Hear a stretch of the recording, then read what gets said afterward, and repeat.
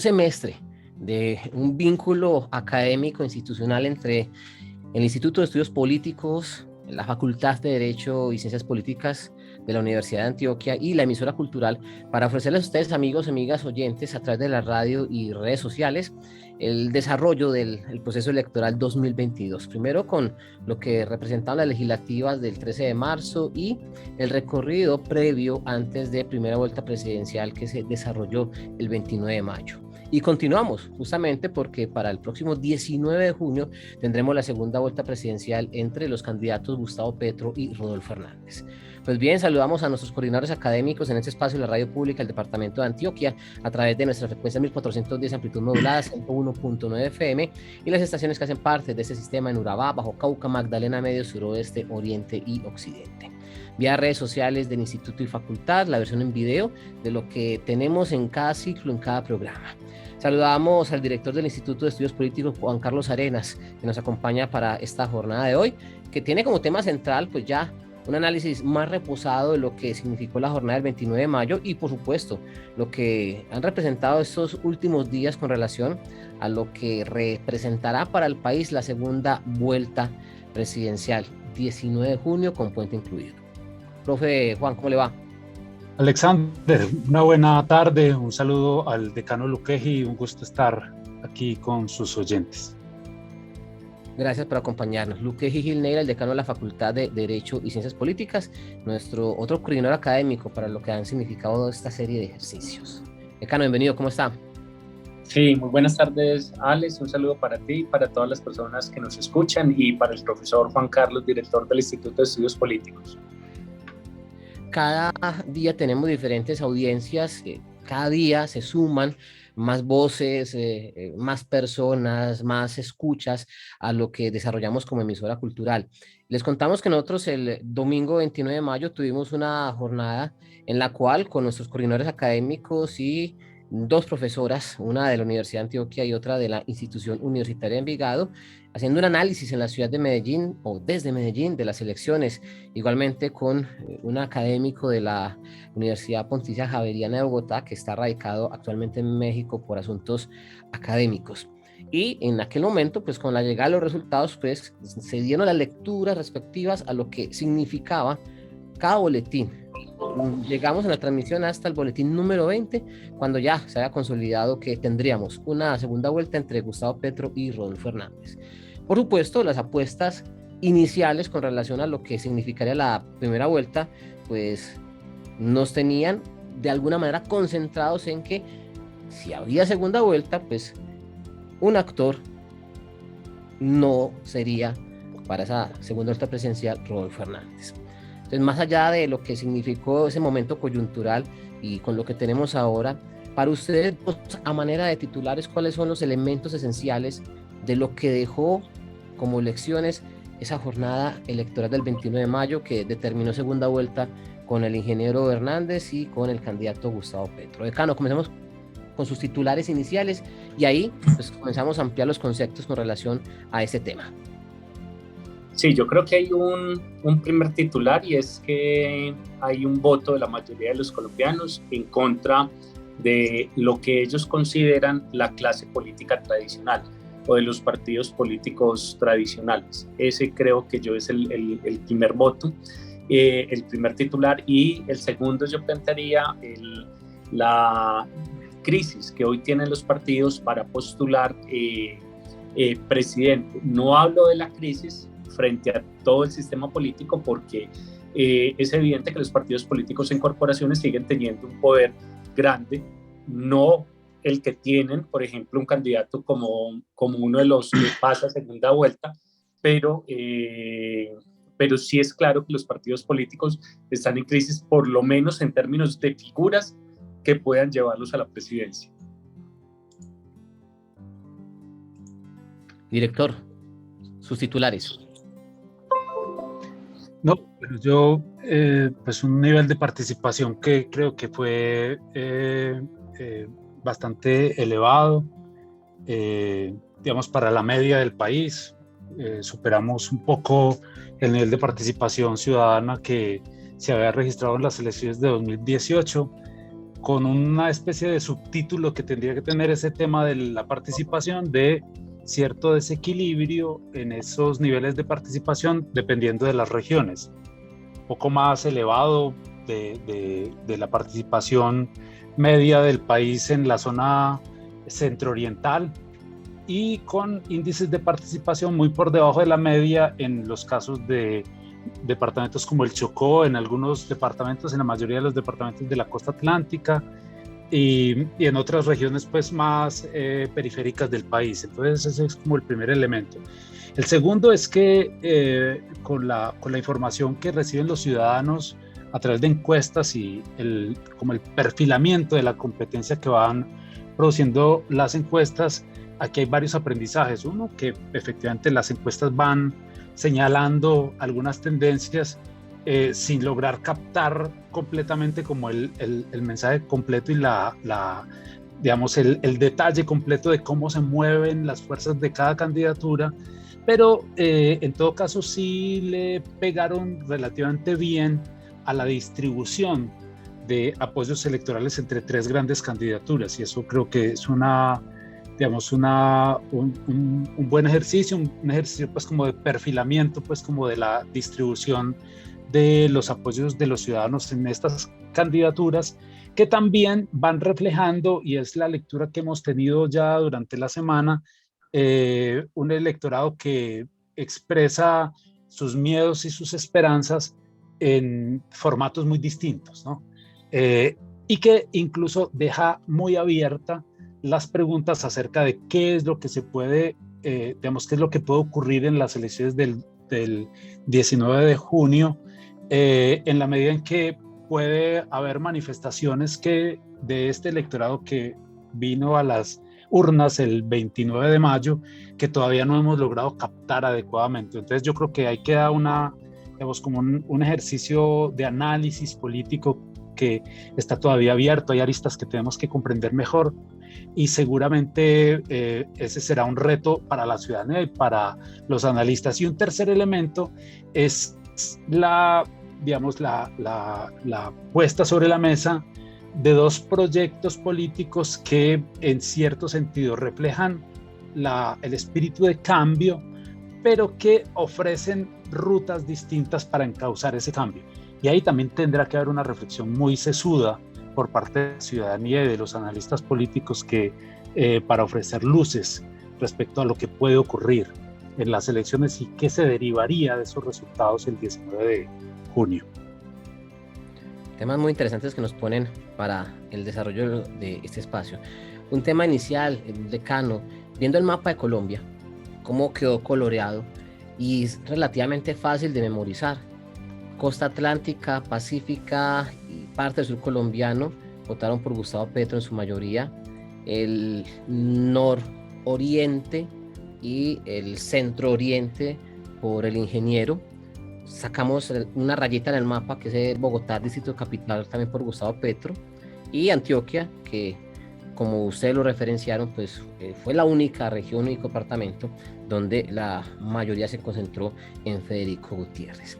¿Ese mapa por regiones merece un análisis especial, decano? Sí, yo creo que es importante analizar ese mapa regional. Yo plantearía, uno, es que dentro de los algunos comparativos que hay, pareciera que viene existiendo una cierta tendencia, no de ahora, sino desde varios años atrás, que incluso en algunos de los mapas que fueron publicados, por ejemplo, como el del resultado del plebiscito frente a la paz, dan cuenta de un electorado que se comporta de manera distinta en el centro oriente del país a cómo se comporta, por ejemplo, en lo que es particularmente en las regiones de la costa. Yo creo que ahí hay unos fenómenos que habría que analizar. El tema de las desigualdades y el tema del desarrollo socioeconómico ciertamente puede incidir, pero también hay que tener precaución con eso, porque no en todos los municipios, por ejemplo, de la costa Caribe, gana Gustavo Petro, ¿cierto? Hay varios de los municipios donde gana incluso Federico Gutiérrez, ¿cierto? En alguno que otro, más poco, gana Rodolfo Hernández.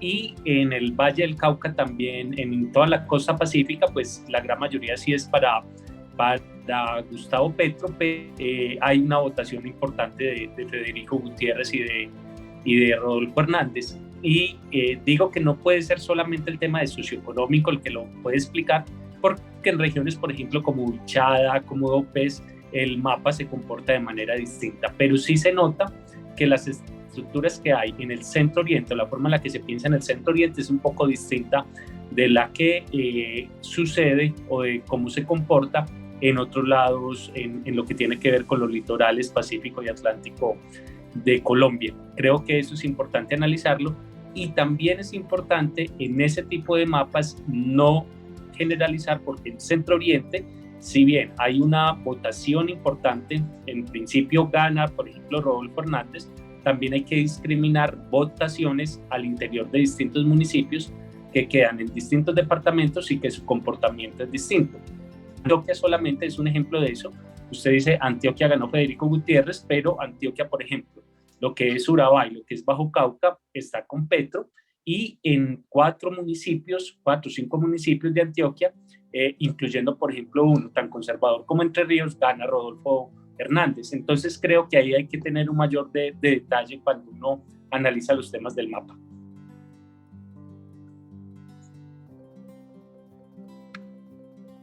Profe Juan, ¿algo sobre este tema que nos quiera acotar antes de continuar con otra pregunta? Sí, sí, yo creo que con el tema de la participación y de los distintos apoyos que reciben las candidaturas, yo creo que muy en la línea que dice el decano Luqueji, es identificar como los matices que hay en la fuerza del apoyo que obtuvieron los candidatos en cada uno de esos departamentos. Entonces uno podría identificar departamentos en los que hay una gran distancia entre el que ganó el que sacó la más alta votación y el segundo. Por ejemplo, el caso de Rodolfo Hernández en Santander es paradigmático, ¿no? O sea, es una votación muy alta y que le saca mucha ventaja al segundo competidor. O el caso de Petro en Nariño, ¿no? O el caso incluso de Federico en Antioquia. Pero hay otra serie de departamentos en los que esa distancia es mucho mayor. Incluso hay unos departamentos donde la distribución es casi que proporcional a un 30%. Digamos, una tercera parte votó por el candidato ganador, un poquito menos por el siguiente, y con una distancia de 1 o 2 puntos quedó el que figuró de tercero. Y ahí el nivel de competitividad, ¿cierto? Y digamos, como la finura en el análisis acerca de cómo se van a dividir los electorados que apoyaron al candidato 3 será pues como la clave de comprensión para ir ofreciendo luces acerca de qué será lo que va a pasar en las elecciones del 29 de junio. Ahí, frente a un tema que citó el decano con relación justamente que marcamos una generalidad frente a Costa Atlántica, Pacífica, Antioquia, hablando de la sumatoria pues, de votos que obtuvieron los diferentes candidatos, nos dice, bueno, precisemos en detalle, ¿sí? Nos cita el tema, por ejemplo, de las regiones de Urabá, Bajo Cauca, donde tuvo prevalencia Gustavo Petro, municipios en Antioquia donde ganó Rodolfo Hernández. En ese sentido, ¿cuál es el pensamiento de ustedes con relación a un hecho que se volvió a análisis particular en Antioquia? Y era si la meta de Gustavo Petro en materia de votos se cumplió o no, con relación no solamente a cómo fue hace 4 años, sino también a cómo fue hace 3 meses en las elecciones legislativas, porque hemos escuchado muchas voces alrededor que sí, fue importante, pero no tanto. Otros dicen que fue un éxito por la cantidad de votos, y otros dicen que para el caso de las próximas elecciones el 19 de junio, pues tiene muchos retos. Entonces, ¿cómo leen la votación de Gustavo Petro y los objetivos que se hayan marcado, tanto el pacto histórico como pues representantes que ya tiene como electos en el Congreso de la República? Yo con respecto a eso diría que hay una, digamos, de golpe, lo primero que se reconoce, incluso se reconoce por parte de del equipo de campaña de Gustavo Petro, es que esperaban más. O sea, tenían la expectativa y de hecho de hecho yo creo que eso produce también un efecto psicológico en la lectura de los resultados, ¿no? Es decir, como durante una parte importante del final de la campaña se estuvo ofreciendo el relato de ganar desde primera vuelta, ya ese hecho de que no se hubiera podido lograr ese objetivo se toma, digamos, psicológicamente se toma como una derrota, a pesar de que efectivamente hay una distancia importante, significativa y además muy valiosa entre el candidato, digamos, la candidatura de Gustavo Petro y el segundo competidor.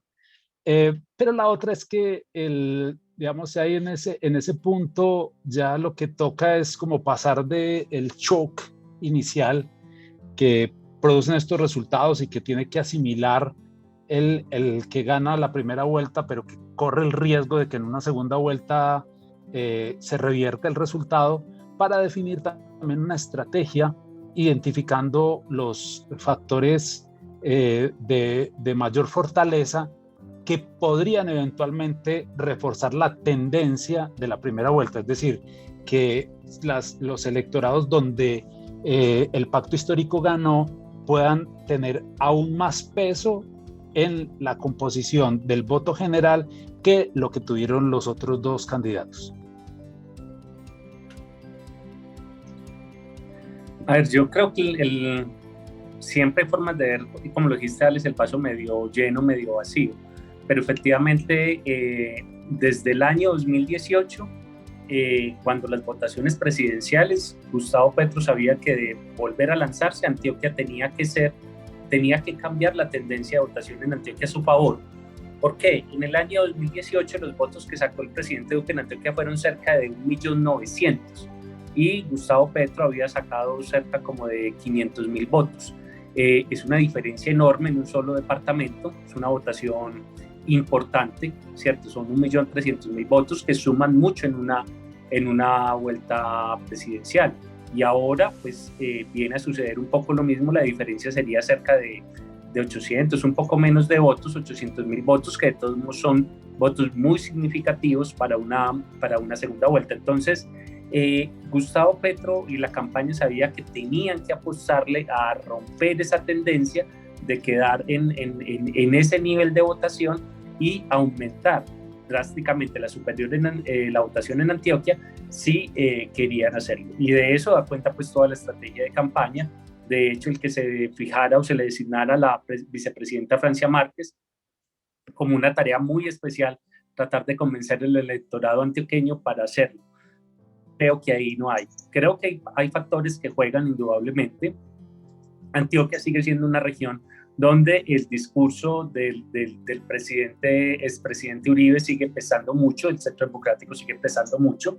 También hay que tener en cuenta que uno de los candidatos, Federico Gutiérrez, fue alcalde de Medellín y tiene pues un alto nivel de reconocimiento. Y creo que hay un asunto que la campaña de Gustavo Petro tiene que entrarse a estar preguntando, y es hasta qué punto la situación que se ha presentado con el alcalde Daniel Quintero es un factor que puede estar o contribuyendo a aumentar la votación, o por el contrario puede estar contribuyendo a alejar posibles votantes. Ese creo que es una inquietud que debe estar rondando por la campaña de Gustavo Petro. Sí, incluso yo a eso le agregaría de pronto alguna información del comportamiento de los municipios, de la votación a favor de estas tres candidaturas en los municipios de Antioquia, que en todo caso son, en el caso de Gustavo Petro, son 20 municipios en los que Gustavo Petro obtuvo las mayorías. Algunos de esos municipios con una votación holgada, 52%, por ejemplo, en apartado 71% en Vigía del Fuerte, 87% en Murindo, pero hay que tener en cuenta que esos son municipios que aportan, salvo apartado, de manera muy marginal a la votación global. Es decir, incluso que mantener esa cantidad de apoyos es significativo, no se pueden perder, pero no, digamos, la estrategia efectiva pues para revertir resultados o para ir cerrando la brecha entre la candidatura mayoritaria, que es la de Federico, y la transferencia que pueda haber de apoyos de Federico a Rodolfo Hernández, tiene que ser mantener estos municipios donde se tuvo buena votación, tratar de tomar distancia, digamos, de lograr una distancia importante respecto al segundo candidato, pero sobre todo intentar que en aquellos municipios donde ganó Federico, la votación no sea, digamos, no tenga una transferencia automática hacia la candidatura de Rodolfo Hernández, cosa que es difícil en todo caso. Pero ahí, pues en todo caso, hay 96 municipios donde ganó Federico con alguna distancia importante, en la que el trabajo, pues, como del pacto histórico en Antioquia va a tener que ser significativo, sin que eso pueda asegurar que efectivamente se rompa como esa barrera que se ha construido de antipetrismo en el departamento. ¿Ustedes consideran que los partidos políticos tradicional, liberal, conservador, de la U, Cambio Radical, qué tan decisivos pueden ser o no para la segunda vuelta presidencial? Yo creo que son decisivos, pero con una paradoja, ¿cierto? Y es que pueden tener la clave para desnivelar la cancha hacia un lado o hacia otro, pero lo van a tener que hacer siempre debajo de cuerda, en la trastienda, ¿no? Incluso lo que hemos visto esta semana en términos de declaraciones de los líderes oficiales de los partidos tradicionales, siempre ha tenido como esa característica, ¿no? Que es una declaración a favor de uno de los candidatos, seguida inmediatamente de una aclaración de que eso no compromete al candidato. Vemos que ellos están invitando a sus electorados y a su militancia a votar por X o Y, sobre todo en el caso de Rodolfo Hernández, pero siempre aclarando que no es una negociación directa, ni programática, ni nada de esas cosas con el candidato, lo que es muy paradójico y muy problemático, en el sentido en que lo que se hacía tradicionalmente era que segundas vueltas son el espacio para que las fuerzas políticas de distinto orden hagan acuerdos programáticos y para que los vencedores en primera vuelta incorporen y moderen sus programas políticos, tratando de reflejar parcialmente la voz de aquellas fuerzas políticas que fueron derrotadas. En este caso, eso pasa como por debajo de la cuerda. Esos apoyos son vergonzantes, ¿no? Pero ni siquiera vergonzantes de parte de las organizaciones políticas, de los partidos, sino vergonzantes en relación con el candidato al que van atados, ¿no? Que siempre se cree que hay que protegerlo del lastre que los partidos políticos tradicionales o el gobierno puedan significar para su candidatura. Sí, yo plantearía que aún bajo el supuesto que en segunda vuelta partiéramos desde cero, es decir, suponiendo un ejercicio en el cual no vamos a contar que Gustavo Petro tuvo 8,5 millones de votos y Rodolfo Hernández 6, ¿cierto? Sino que vamos a decir que por estos efectos de la segunda vuelta a veces se puede tender a partir desde cero, en el sentido en que la ciudadanía puede decir, pues ya hay 2, entonces aquí ya vuelvo y barajo y defino mi voto. Lo que nos muestra el tema hasta ahora de los primeros sondeos que se han realizado es que tiende a haber mucho empate en el favoritismo que tienen cada una de las candidaturas, y en ese escenario los votos de partidos políticos que obedecen a una estructura militante, sí, y que obedecen a un cierto nivel de disciplina, pueden desequilibrar en términos de sean 500, sean 1 millón, sean 2 millones de votos, ¿cierto? Pueden terminar siendo una balanza que incline el asunto. Comparto con el profesor Juan Carlos que efectivamente en ocasiones eso no es tan fácil y que el recibir apoyos políticos por cómo se ha comportado precisamente este electorado puede terminar siendo un abrazo del oso. De todos modos, creo que los partidos políticos en este momento están en una encrucijada por la siguiente razón. Hay un asunto, y es que el voto en presidenciales parece ser es un castigo a los partidos políticos tradicionales y no resulta muy atractivo, por lo menos para varios de ellos, o no resulta por ejemplo, para Rodolfo Hernández, atractivo decir abiertamente estoy con partidos tradicionales. Y de parte del movimiento de Gustavo Petro, pues el coqueteo ha sido principalmente a los liberales, pero él también tiene una dificultad, en la medida en que vaya recibiendo apoyos de partidos políticos tradicionales, pues termina reforzando el discurso de Rodolfo Hernández. Entonces termina siendo una paradoja en la campaña de Petro que tienen que saber cómo manejarla. Pero para los partidos políticos tampoco es fácil decir a quién vamos a apoyar si no hay posibilidad de definir unos acuerdos de antemano que dejen claro las reglas del juego, particularmente en la conformación del gabinete y en la conformación de la gran cantidad de instituciones a nivel nacional. Eso es una gran paradoja, ¿cierto? Pues tendrán que analizar si esperan mejor al escenario de conformación del Congreso, de inicio del nuevo gobierno, y a que el nuevo gobierno tenga que ir a negociar con el Congreso y sea ese el momento de definir. Pero sigue siendo una situación bastante difícil, porque claro, se puede presentar una situación como en Perú, ¿cierto? Un presidente sin el manejo del Congreso y un Congreso bastante fuerte, o digamos que podríamos estar ante una situación como en Salvador con un presidente, ¿cierto?, que pasa por encima del Congreso. Entonces, esos dos extremos tranquilamente podríamos estarlos advirtiendo en un escenario futuro. Les pregunto por los 5 millones de votos de Federico Gutiérrez, pensando en el futuro electoral de él, sea en Medellín, el departamento, o esperar su segundo turno para unas presidenciales, pero lo más inmediato es ¿a dónde se irían esos votos? ¿En blanco, abstención, o, como ustedes nos decían ahora, pues en este juego las afinidades, cómo las evalúan?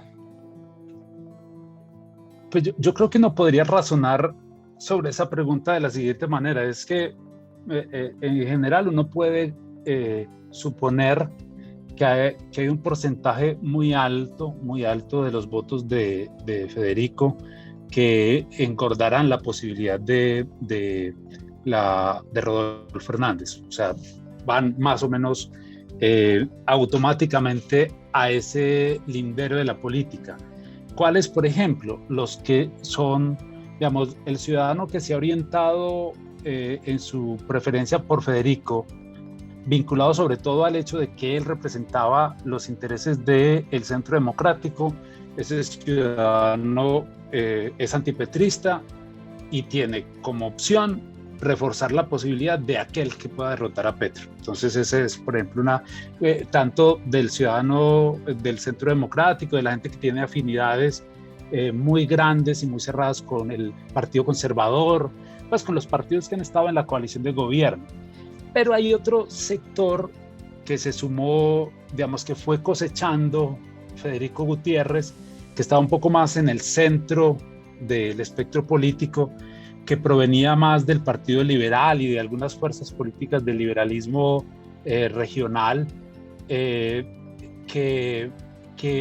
en eso yo creo que hay más ambigüedad sobre lo que pueda ocurrir con ese fragmento de ese electorado, en el sentido en que ellos tendrían que razonar también, en caso de que sea más o menos consistente su juicio, acerca de, primero, la similitud o el riesgo que pueda significar un candidato como Rodolfo Hernández para la estabilidad de las instituciones democráticas. Si su preocupación es básicamente sobre el tema de de la orientación, la protección de la propiedad privada, etcétera, etcétera, ahí el riesgo se verá como menor.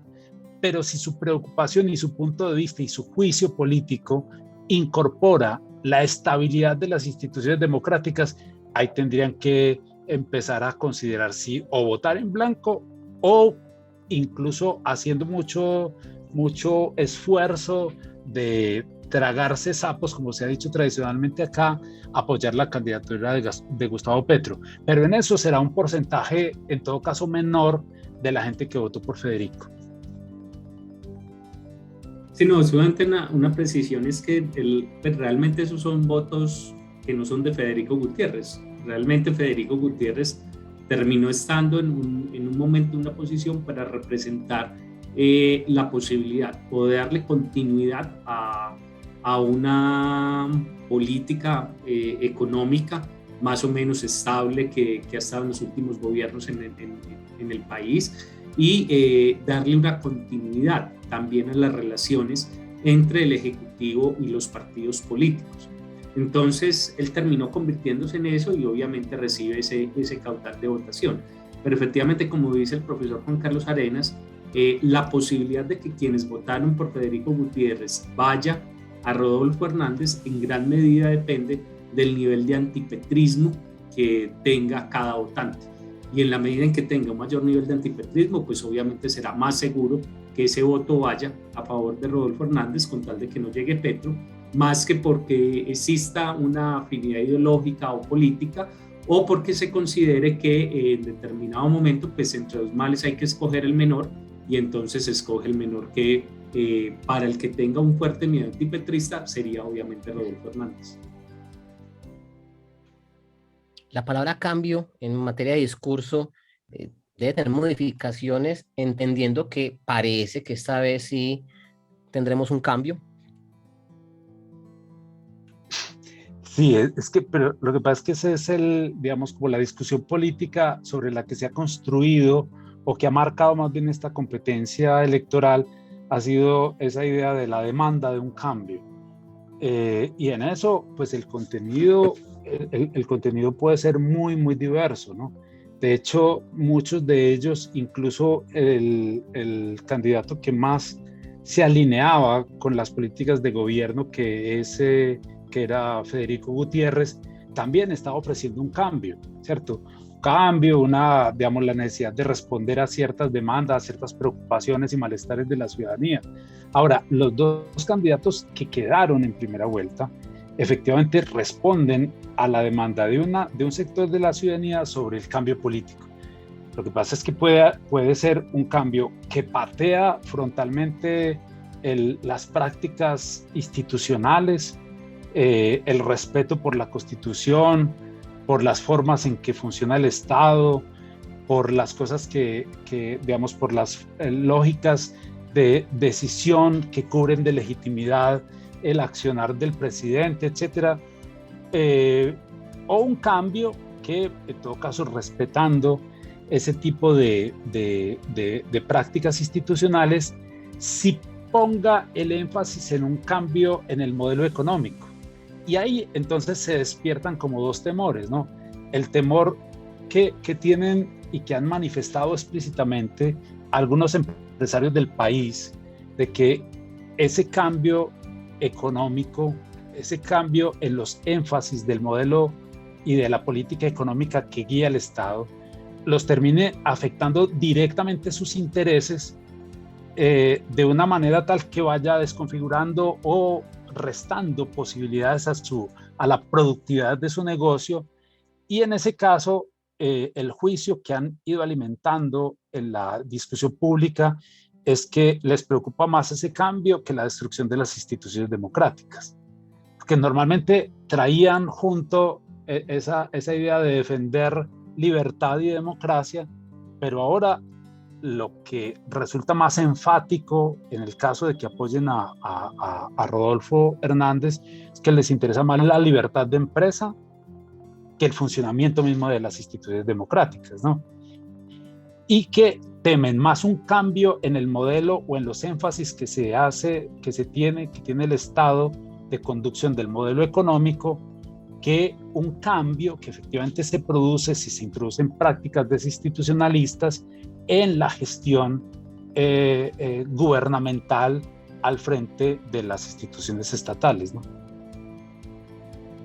Yo creo que hay algo de nivel de cambio, pero hay que entender en qué cambios. Resulta que uno podría decir, un primer cambio se da frente a la dinámica de los últimos 20 años en Colombia. Es decir, en los últimos 20 años la discusión política giró en torno al expresidente Álvaro Uribe y las tesis del expresidente Álvaro Uribe y quienes lo acompañan, ¿cierto?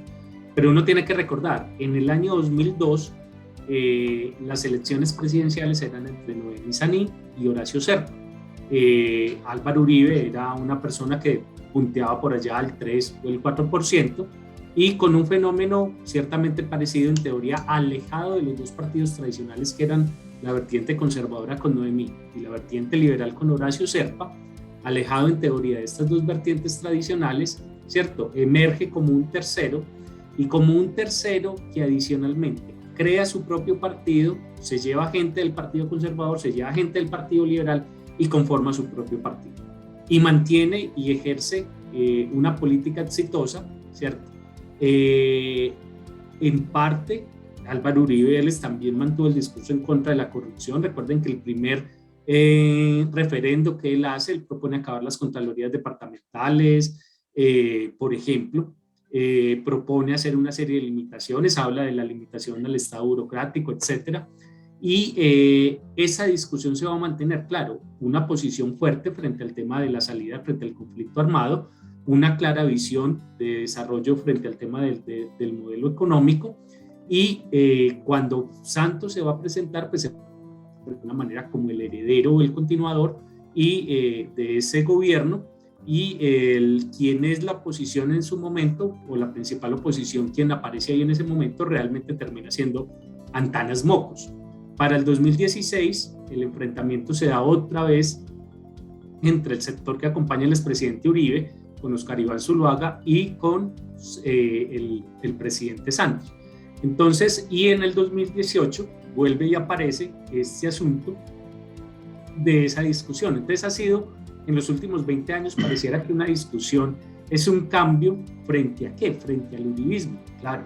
Frente al tema de los partidos políticos y su labor de los partidos políticos, hay también cierto nivel de cambio.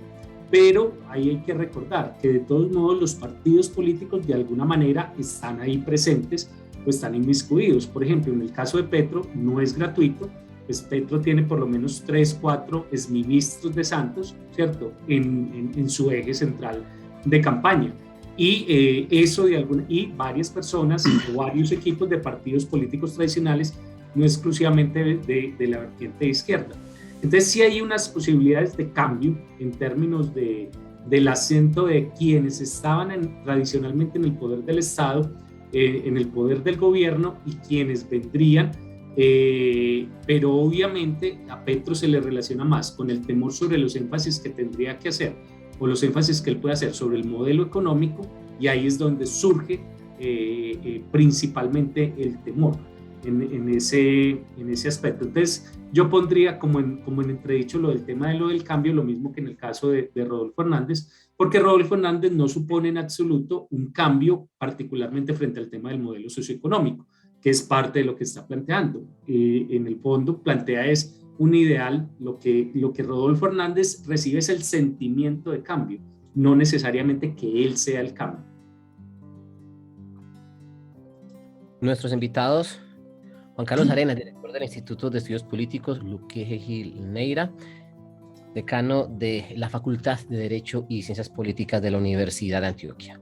Una pausa breve en nuestro meridiano en este espacio RA57. Posteriormente estaremos ya en el remate con los temas adicionales que durante esas próximas casi 3 semanas nos tendrán concentrados, y que por supuesto también tendrán su capítulo en un programa antesala antes de las elecciones. Pausa y volvemos.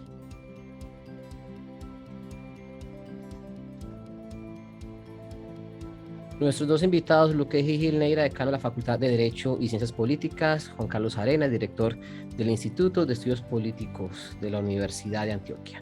Hablamos en la RA57, en la emisora cultural del vínculo con Facultad Instituto, y por supuesto con emisora con relación a este proceso electoral que tiene en segunda vuelta presidencial a Gustavo Petro y Rodolfo Hernández. Tema justamente análisis con nuestros invitados, y por supuesto más adelante más invitadas con este hecho central de nuestra emisión de hoy. Vía redes sociales encontrarán ustedes la versión video.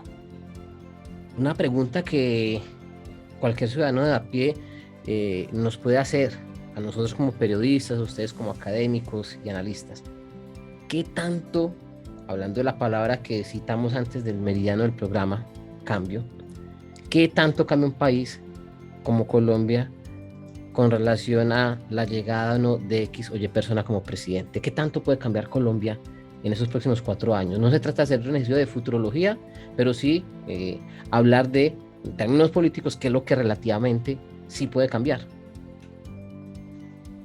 Pues yo en eso insistiría en una cosa que tal vez sea la diferencia en esos dos procesos de cambio, ¿no?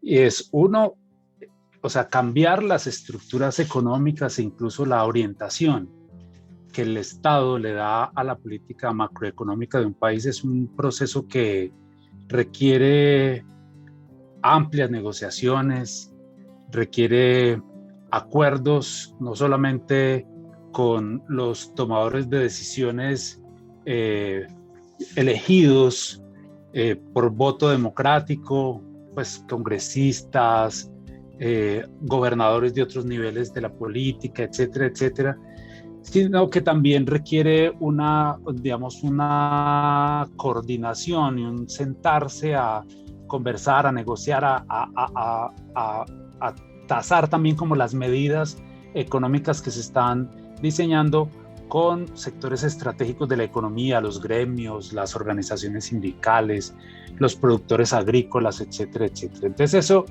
va a ser, digamos, en un caso concreto, ese es un cambio, pero es un cambio que necesita tiempo y negociación. No es un cambio que se produzca así simplemente porque se dijo que va a cambiar el gobierno y punto, ¿no?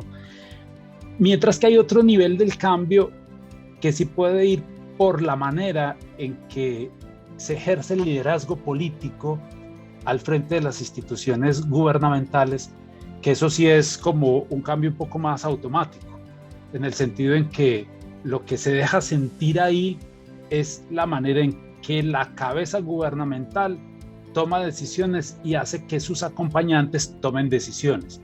Y ahí, por ejemplo, es donde hay una diferencia, tal vez, un bache importante o una distancia importante entre una y otra candidatura de las que quedó vivas para segunda vuelta. Y es que efectivamente, por lo que han mostrado, ¿cierto? Aquí eso no es ni futurología, sino como simplemente tomar en cuenta lo que ha dicho cada candidato y lo que ha sugerido que haría en el primer año o en los primeros días de gobierno, si hay un riesgo de que haya un cambio que conduzca a unos mayores niveles de desinstitucionalización que, digamos, en el caso de Rodolfo Hernández, que en el caso de Petro. Porque incluso en el caso de Petro, para poder juntar fuerza política, le ha tocado incluso moderar mucho sus posiciones y además incorporar a muchos políticos que están dentro del establecimiento y que ya constituyen como un ancla con las prácticas políticas más institucionalizadas, mientras que la fuerza del candidato de Rodolfo Hernández está precisamente en que desata esas frases de una forma de hacer el gobierno y de ejecutar la acción cotidiana gubernamental que echa por la borda muchas de las prácticas reguladas institucionalmente. Yo solamente anotaría que, a ver, Colombia, a pesar de todo, tiene ciertas instituciones que a veces se manifiestan que no son tanto contrapesos, pero que a veces han servido o que pueden servir de un escenario. Y la posibilidad de desarrollar cambios estructurales tiene que ver con la posibilidad de alinear a esa serie de instituciones. Un primer reto que enfrenta, por ejemplo, cualquiera de los dos que asuma, es el tema del Congreso. Claramente ninguno de los dos tiene una mayoría en el Congreso en este momento. Entonces, construir mayorías, ¿cierto?, implica realizar consensos políticos. Y realizar consensos políticos implica ceder y mantener cierto status quo. Es decir, hacer algunos cambios, pero mantener a su vez ciertos status quo. Porque de lo contrario no sería factible con este Congreso que existe poder tener un consenso o lograr algún tipo de mayorías para hacer. Y existen otras, particularmente el tema de las altas cortes. Esa es también un asunto particular, ¿cierto? Las posiciones de la Corte Constitucional o del Consejo de Estado particularmente menciono el Consejo de Estado por los asuntos de decisiones en temas administrativos, y hay un rol que lo van a jugar organismos de control que hoy claramente no están, ¿cierto?, en la égida del poder presidencial o de quienes vayan a llegar. Es factible que en el futuro puedan lograr definir o tener personas cercanas en la Procuraduría, en la Contraloría o en la Fiscalía, ¿cierto? Pero en este momento no los tienen. Entonces hay una serie de factores ahí, y a eso hay que sumarle las dinámicas del poder regional, porque las dinámicas del poder regional todavía no están alineadas en total con estas dos. Entonces hay una serie de factores de poder que están aquí dentro de nuestro sistema político, y también está el tema del sistema de los poderes económicos, ¿cierto?, que terminan siendo una especie de barrera para que se puedan hacer cambios muy acelerados en este nivel, en esta situación. La única manera en la que en algún momento se plantearon en el pasado reciente es cuando se logra movilizar fuertemente a la opinión pública y se logra convencer a la opinión pública de determinados cambios, y eso lleva la presión a otros sectores políticos a aceptarlos. Pero de resto creo que es complicado hablar de que el horizonte de qué cambios se van a hacer en cualquiera de los dos casos va a ser profundo. Segmento final frente al tema de los pendientes. La propuesta que tenemos para ustedes, amigos, amigas oyentes, igualmente para nuestros coordinadores académicos, es que nos volvemos a encontrar el jueves previo a elecciones del 19 de junio. Significa entonces 16. Tendremos 2 semanas para muchas claridades, como nos citaba hace un instante el decano, temas de los partidos, de regiones, decisiones estratégicas de ambas campañas, de cómo van a encaminar esas últimas 2 semanas, y por supuesto, pues cuando lleguen las encuestas, pues tendremos de nuevo que echarles ojo en materia de análisis. Temas que ustedes consideran fundamentales en materia de estrategia, que de acá a nuestra próxima conversación serán fundamentales para determinar el éxito o no de una campaña, la de Petro o la de Hernández. Decano, comience usted. No, yo lo decía el domingo, Gustavo Petro tiene que dar un golpe de timonel en la campaña. Hasta ahora lo que uno ha visto, y puede tener algún grado de efectividad, se ha dedicado a señalar particularmente asuntos que pueden ayudar a que cambie cierto voto de opinión. En particular lo que tiene que ver con el proceso que por corrupción se le lleva a un hijo y al propio Rodolfo Hernández, y en particular el tema que se ha dado con el tema de las mujeres. Creo que esos dos elementos son elementos muy sensibles. El otro ya tiene que ver como con la experiencia en el Estado, pero creo que esos dos son muy sensibles en eso. Pero yo sinceramente creo que es insuficiente que ese solo ataque para cambiar la tendencia de votación, ¿cierto? Creo que ese no sería importante, y por lo tanto lo que uno ve en el caso de Gustavo Petro es tratar de moverse a un horizonte un poco mucho más amplio, incluso proponiéndole a Rodolfo Hernández, como lo hizo el día de ayer, un gran acuerdo nacional entre ambos sobre temas que son comunes. Para Petro hay un gran problema, lo sigo diciendo, y es que la bandera principal con la que se eligió con la que se votó Rodolfo Hernández fue el tema de la anticorrupción, y hay asuntos y en contra de los partidos políticos tradicionales, y esos asuntos le están pesando hoy en la campaña de Petro, ¿cierto? Y ese es un asunto que ellos tendrán que ver. Del lado de Rodolfo Hernández, obviamente el problema va a ser cómo zafarse de esa idea de la corrupción, de que él también es corrupto, y cómo zafarse de esa idea de misoginia para tratar de convencer o mantener un electorado. Y hay otro problema que tiene Rodolfo Hernández.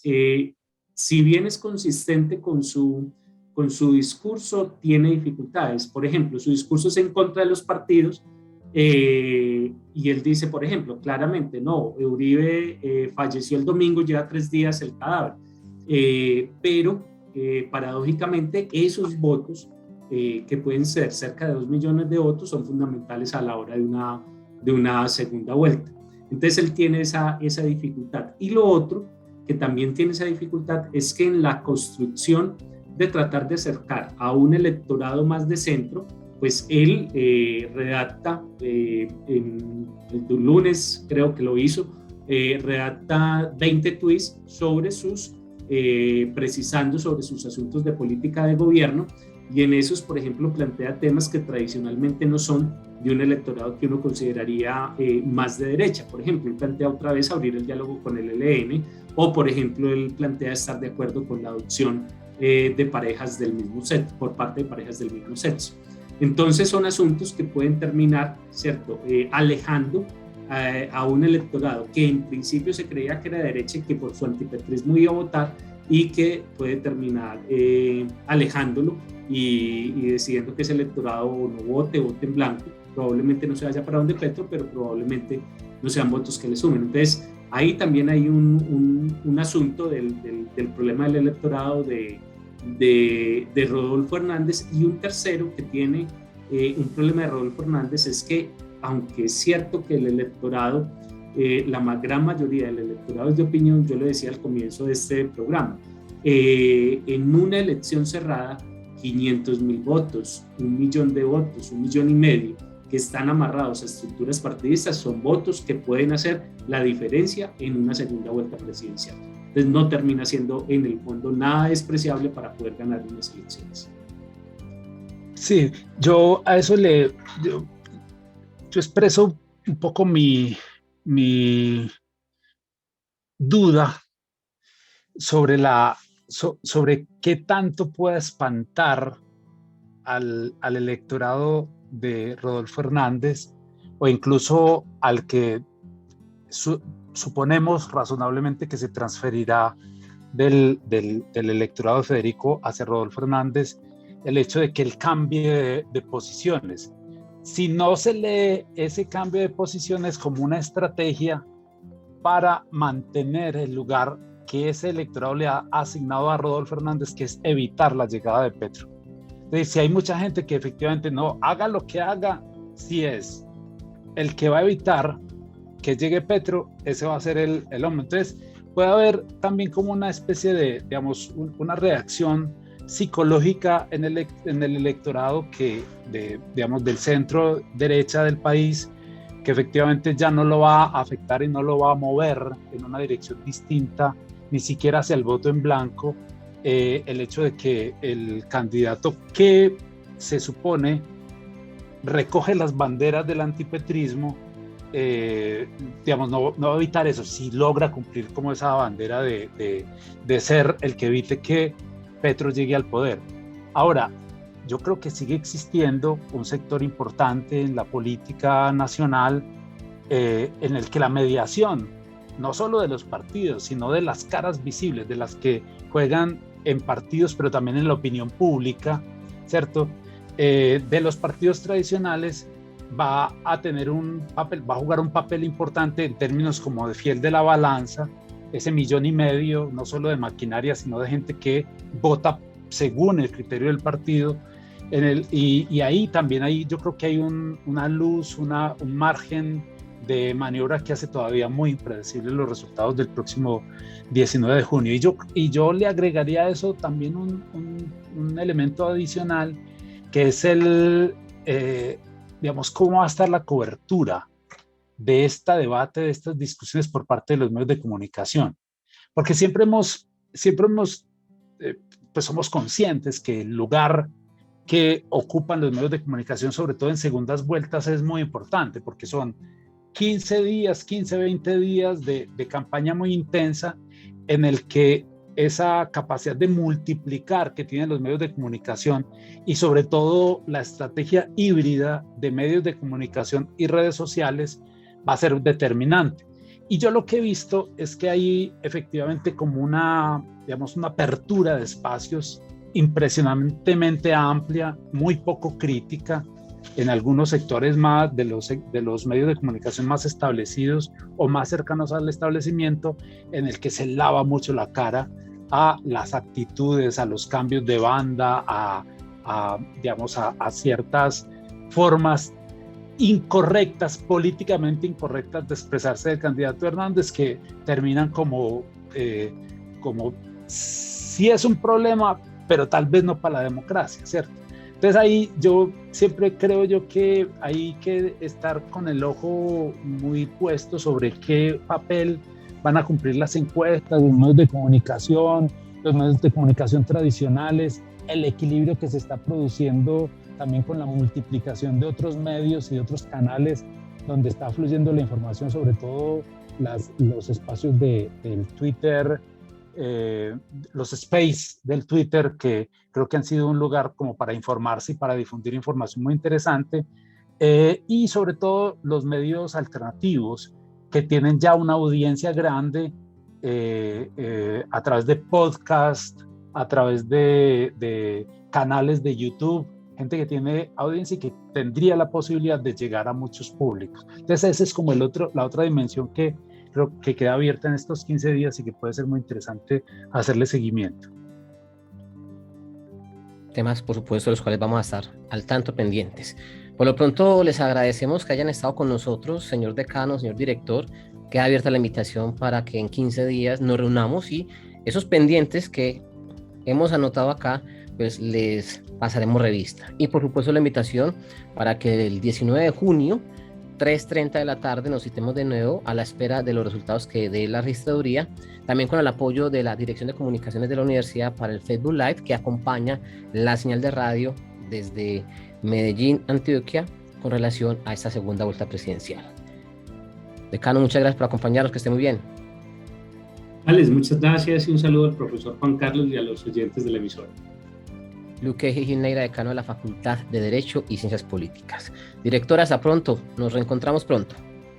No, muchas gracias por el espacio, un saludo y un abrazo a Luque y a los oyentes. Juan Carlos Arenas, director del Instituto de Estudios Políticos de la Universidad de Antioquia. Una pausa para el tema de la radio. Volveremos en instantes con esta misma temática central de hoy, Elecciones Colombia 2022. Y en redes sociales de Facultad e Instituto, la versión video de lo que ha significado este programa.